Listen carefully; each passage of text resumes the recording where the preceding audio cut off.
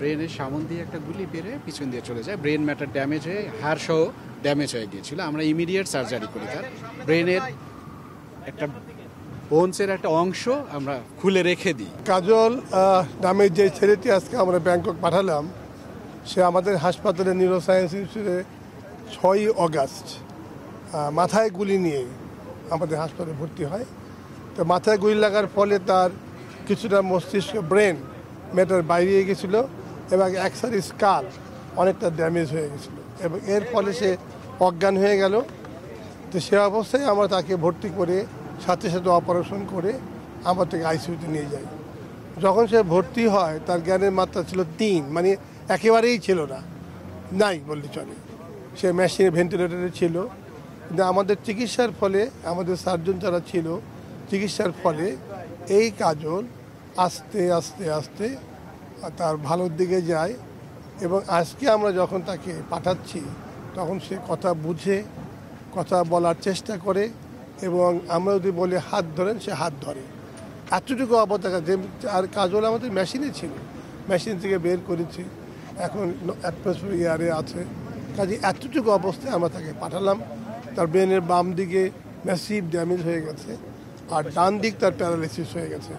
এখন পাঠানোর উদ্দেশ্য হলো মূলত তাকে বেটার ফিজিওথেরাপি দেওয়া, কারণ আমরা যে চিকিৎসাটুকু দেওয়ার আমরা এখানে দিয়ে দিয়েছি, এর বাইরে আমি মনে করি না কোনো চিকিৎসার প্রয়োজন আছে।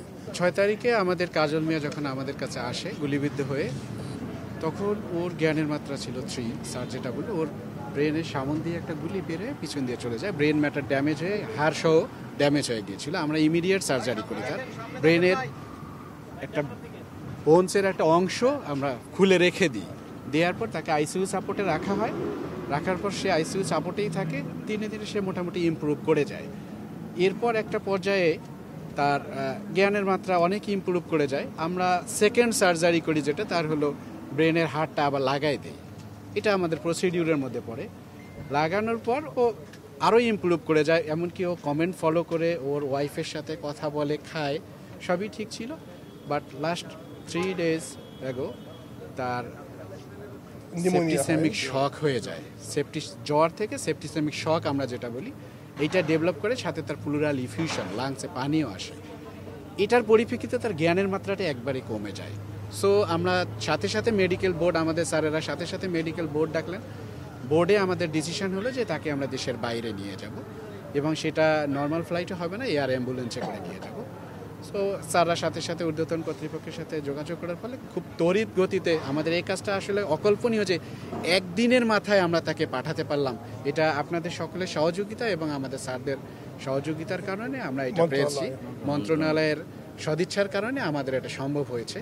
আজকে যেটা সিচুয়েশন, যে ওর কালকের চেয়ে আজকের জ্ঞানের মাত্রাটা ভালো, মানে আজকে ও শারীরিকভাবে ভালো আছে গতকালের চেয়ে, যার জন্য আজকে ওকে আমরা স্মুথলি হয়তো পাঠাতে পারলাম। এটা আপনারা সবাই দোয়া করবেন। আমরা চাই যে এই ছেলেটা সহ আমাদের আরও যারা আহত হয়েছে তারা সুচিকিৎসার মাধ্যমে, আমাদের দেশে সর্বোচ্চ লেভেলে চেষ্টা করা হয়েছে, এরপরে যাদের পসিবল হয়নি তাদেরকে আমরা বাইরে পাঠানোর চেষ্টা করতেছি, এবং যারা গেছে তারা সুস্থ হয়ে আমাদের মাঝে ফিরে আসুক, আমরা এই আশাবাদ ব্যক্ত করি।